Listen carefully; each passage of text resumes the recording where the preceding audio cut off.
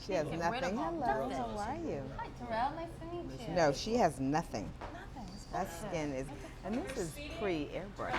I know. You can tell. Unless this is a Derrel retro, Johnson, a roll it current out. picture that they made look retro. Possibly.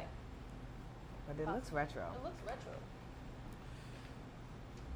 So talk about each of you landing the role in such a iconic brand like Shaft, working with a director like Kenya.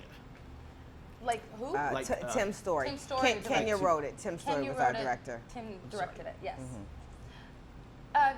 Well, getting this role was really exciting because we all know the Shaft franchise. Yeah. But what was exciting about it was that we changed the narrative, especially mine and Regina's characters. Yeah. And seeing these powerful women in this script, this funny script, was really enticing to me because I love the idea of a powerful woman knocking a powerful man down a peg and saying, hey, we don't do it like that, we don't talk like that, we don't speak like that, we don't walk like that. You know, it was really fundamental for me to see that in this movie. And I just, also like growing up, my brothers all watched Shaft, hearing the Shaft name, kind of going into, being a part of a franchise that evolved, that is like, palatable and funny to the next generation, where we get to present, the same ideologies and introduce new ones. I thought was really interesting. I love, Shaft still had his way with women, but then, he had Jessie, who had the mother, and then, the woman he loved. And so I think it was just kind of combining, two sensibilities and being a part of a franchise that was conscious enough to do that. You talked about combining, in terms of merging the generations, ambitious to do, but Yeah. the film does it successfully. Why do you think it was so successful?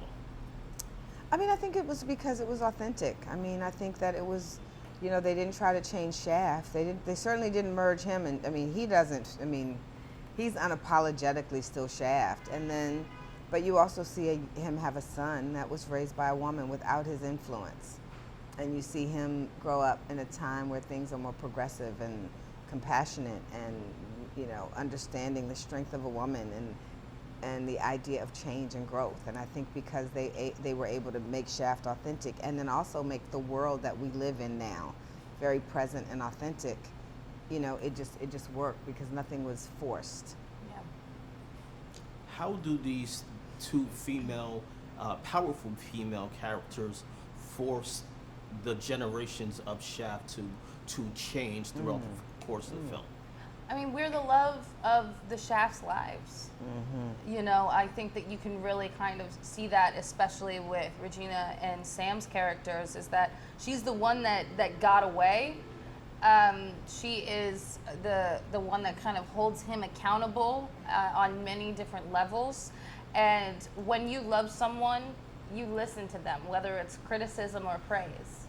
And Yeah. I think that that's very key. And I think she's the example of the kind of woman he wants to be with, and Yeah. that's where That's where I come in. that's where she comes in. I come in like- as that woman that kind of represents the same type of woman that his mother has always Yeah. been, which is someone who is strong, who's not going to take any BS from anyone. She's no jive turkey. Beautiful. Beautiful. We love to say this. Yes. Yes. Some may say that we're twins. I don't know. I see it. Me too. Thank you. Thank you, sir. Thank you.